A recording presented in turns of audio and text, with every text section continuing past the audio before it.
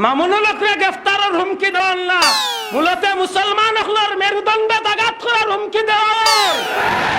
মামুনুল হকরে আক্রমণ আইলে মনে করিও না যে জমিলা ফুলতলি আর দোয়াল্লিন চিন্তা করবো, সারা দেশের মুসলমান এক হইয়া ময়দান লাগে।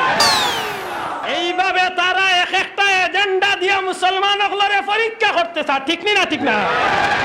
আজকে মামুনুল হক সাহেবরে পরীক্ষা করে 2 দিন বাদে আপনার আর পীর মুর্শিদ ফুলতলি যাবার বুয়ারেও গ্রেফতারের পরীক্ষা করবে।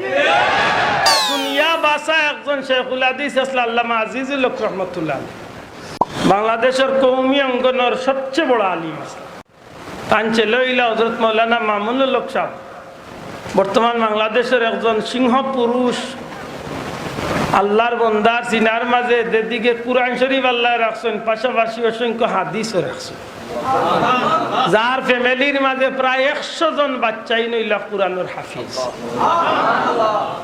এমন এক মানুষের বিরুদ্ধে আজকে নামমাত্র নামদারি কিছু নাস্তিক মুরতাদ হলে মিছিল দিরা এমন ব্যক্তিরে গ্রেফতার করতা।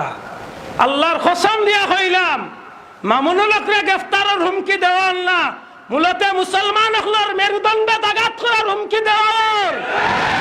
মামুনুল হকরে আক্রমণ আইলে মনে করিও না যে জমিলা ফুলতলি আর দোয়াল্লিন চিন্তা করবো, সারা দেশের মুসলমান এক হইয়া ময়দান লাগে।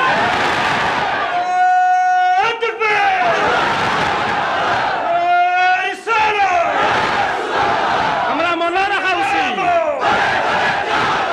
ইসলামের শত্রুরা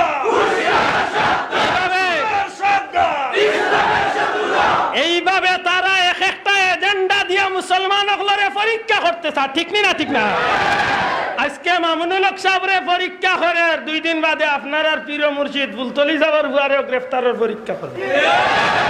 কিতা বুঝাইতে চাও?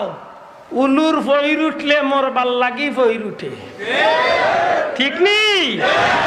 এই দেশের মুসলমান খুব বালা, না হয় এই দেশের মুসলমান বাঘর মতো আক্রমণ করে। এই দেশের মুসলমান দুনিয়ার সব তার একদিকে ইমানের লাগি জান কুরবানি দিতে আল্লাহ হেফাজত করক। জানি না কিন্তু মাথাত কোন গুড়ার ডিম হামাইছে, ইটার মাথাত কোন কিরমিয়ে হামাইছে, মোর তাহরি গুণ বাড়ছই না আসলে। আর দেশের মানুষগুন মাইর করাইতে করি বাড়ছেন, ঠিক নেই? আর নাইলে হোক ইমানে হোক, আমরা দেশ শান্তি আছে নি না নাই? আসেনি বাঁচাবো? আলহামদুলিল্লাহ।